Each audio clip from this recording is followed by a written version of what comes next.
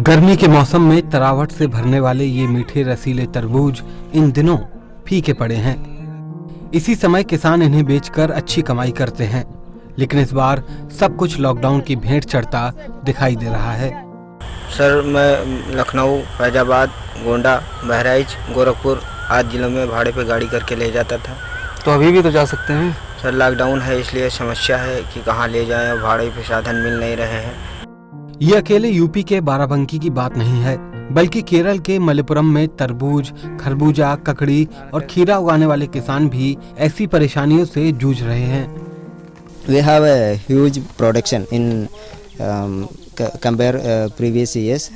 We have face a big problem for marketing our products. पश्चिम बंगाल के गोलोजडोबा में तरबूज तैयार हो चुका है, लेकिन किसानों को इसे मंडी तक पहुंचाने का साधन नहीं मिल रहा। फसल खेतों में खराब हो रही है और कमाई ठप पड़ी है। ऐसे में किसानों के सामने जिंदगी की गाड़ी खींचने का सवाल दिनों दिन बड़ा होता जा रहा है।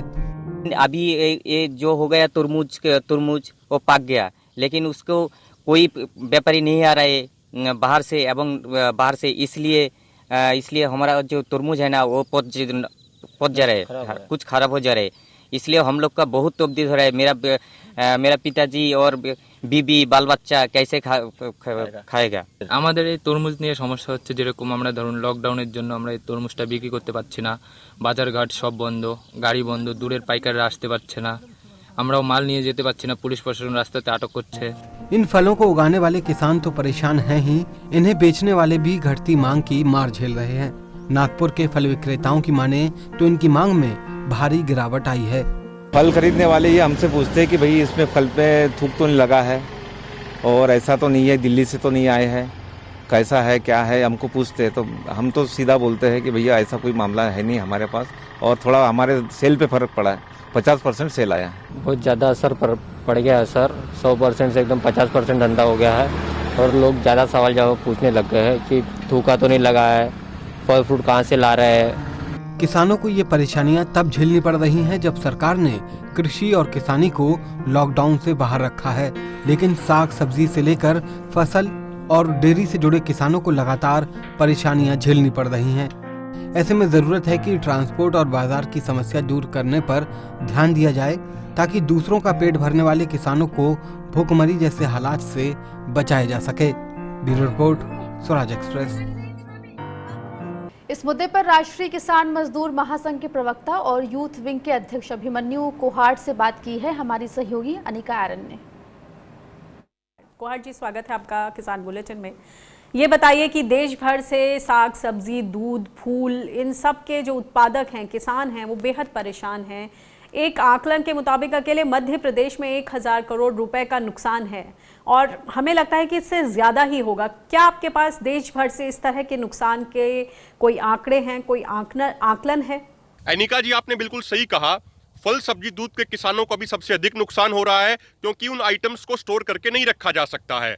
किसानों को 3 तरह की समस्याओं का सामना करना पड़ रहा है। सबसे पहला, लेबर नहीं मिल रही है, दूसरा, ट्रांसपोर्टेशन सुविधा उपलब्ध नहीं है, और तीसरी समस्या, कोई खरीदार नहीं मिल रहा है। सबसे विचित्र बात यह है कि गाँवों में जहाँ पे फल सब्जी दूध का प्रोडक्शन होता है, वहाँ पे इनका कोई खरीदार नहीं है, और शहरों में ये 3 से 4 गुना अधिक दामों पर बिक रही हैं। अगर हम बात करें टोटल नुकसान की, तो अभी उसका अंदाजा लगा पाना बहुत मुश्किल है, क्योंकि जैसे अगर उदाहरण लें हम महाराष्ट्र का, तो महाराष्ट्र में 1 एकड़ अंगूर में लगभग लागत 1.25 लाख से 1.5 लाख रुपए की आती है। और जब उस अंगूर को हरियाणा या वेस्ट बंगाल जैसे राज्यों में भेजा जाता था, तो एक किसान को प्रति किलो लगभग 40 रुपए की आमदनी होती थी। तो टोटल मिला के उसको 4 या 4.5 लाख रुपए की आमदनी हो जाती थी 1 एकड़ अंगूर से, क्योंकि उसकी टोटल पैदावार 8 से 10 टन की होती थी। तो अभी ये अंदाजा लगा पाना बहुत मुश्किल है उसको कितना नुकसान हुआ है। अगर हम बात करें टमाटर की खेती की, तो जिस किसान ने बुआई पहले की थी, तो उसकी कुछ हद तक रिकवरी हो चुकी है, लेकिन जिसकी लेट बुआई हुई थी उसकी बिल्कुल भी रिकवरी नहीं हुई है। तो टोटल अंदाजा लगा पाना अभी मुश्किल है, लेकिन ये बात तो तय है कि जितना बताया जा रहा है उससे कई गुना अधिक नुकसान फल सब्जी और दूध के किसानों को हो रहा है। तो यही कारण है कि किसानों को बचाने के लिए सरकार ने इन्हें लॉकडाउन से बाहर रखा था। केंद्र सरकार ने स्पष्ट निर्देश भी दिए बीच में कि मार्केट इंटरवेंशन स्कीम लाई जाए, जिससे जो भाव हैं उन पर एक सीलिंग लग सके। अब फिर भी आप ये बताइए कि किस तरह की आप लोगों की मांगे हैं, सुझाव हैं इस कोरोना के संकट के दौरान।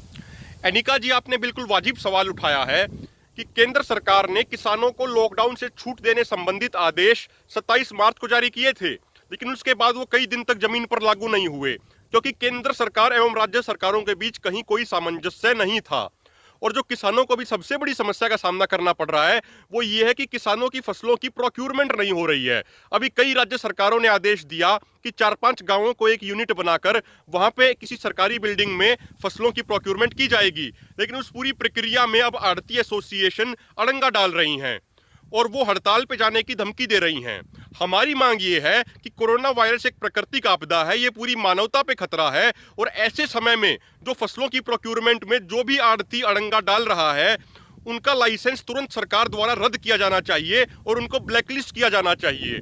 लेकिन सरकार कहीं ना कहीं आढ़तियों के सामने कमजोर पड़ती हुई दिख रही है। तो हमारी मुख्य मांग ये है कि जो आदेश केंद्र सरकार एवं राज्य सरकारों द्वारा जारी किए जा रहे हैं उनको जमीन पर लागू करवाया जाए। अगर आप उनको जमीन पर लागू नहीं करवाएंगे तो उन आदेशों का कोई मतलब नहीं बनता है।